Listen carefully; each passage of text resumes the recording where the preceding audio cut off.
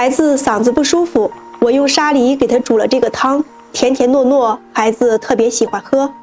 泡发的银耳用手撕成小块，加清水淘洗干净，控干水分。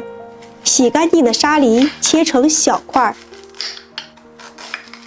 放入锅中，再加入银耳、红枣、莲子、冰糖，大半锅清水，